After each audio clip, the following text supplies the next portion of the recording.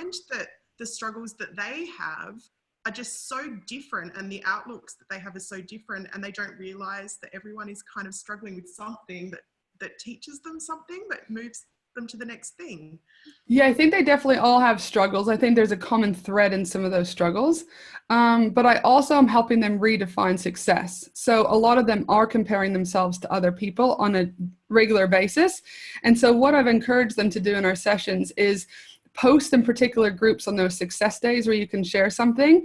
And they're like, yeah, but I only, do you know what I mean, completed one task. I'm like, but it's still success. It's one step closer to your end goal.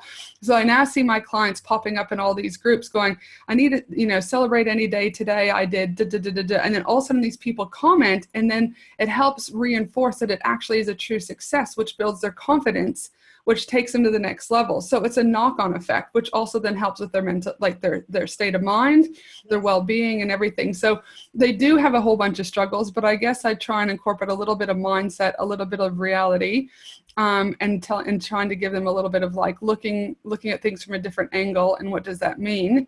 But ultimately taking action. So the struggles that I think they have sometimes is that they're putting roadblocks up for themselves, and then they'll come back to me. And I'll give you a prime example. This one lady came to me and she said, I haven't made any money since the last time I talked to you. And I'm like, okay, well, did you do the tasks that we talked about?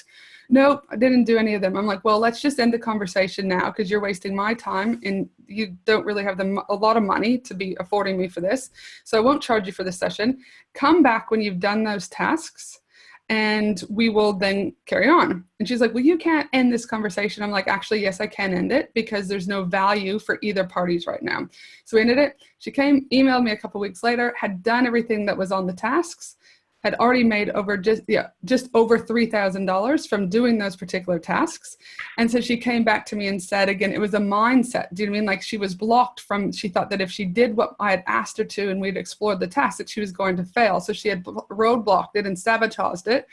So again, I made sure that, again, was staying within my boundaries. And I'm like, well, no, the conversation ends, go and do this and come back. Now, I could have taken her money, but it wouldn't, like, who does that? Well, some people do, not me. But but that's an example of people struggling and, you know what I mean, working through those things. So I think they try and sabotage things when the reality of it is they really can kick some ass. So they just need that prompting and guiding sometimes to get through those struggles. So so the struggles are a little bit different, but they're still very similar. And I also know I work with the mentoring program in Queensland, and, you know, women are more likely to close up shop than men, because I mean, and it's a lot of it has to do with the lack of resources and knowledge that they have access to and where to go. So for my guys that are struggling, or even in my Facebook group, I'm always trying to provide accesses or resources to help minimize the struggles that I had to go through and lighten the load for them.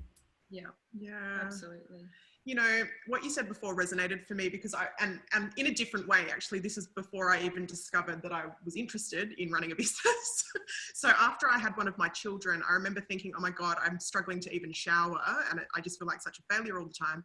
And my mom actually came and said to me, just start writing down the things that you have achieved, instead of constantly thinking about what you're not getting done. Yeah. I feel like we have tried to bring that philosophy over into Smart Chicks, because we are guilty of going, okay, well, this is where our huge ass Steve Jobs of a vision is, and this is where we are in our own heads. Totally.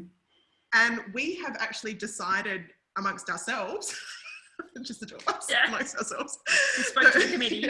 that we want to celebrate every week what we're actually doing. And it's funny, I've actually just had a conversation with my husband about this, to celebrate our wins in our life every week. So we're now having a monthly meeting. It's starting on Wednesday.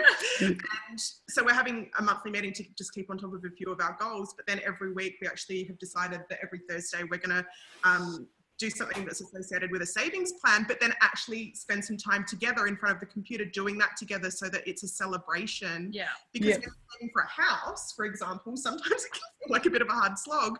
And it's the same as when you're in business. Sometimes it feels like it's a bit of a hard slog to get to where you want to be. And until someone else goes to you, wow, you've created this amazing community and it's like really good. And it's like, what? Oh yeah, I guess. Like, Totally. I guess I've done that.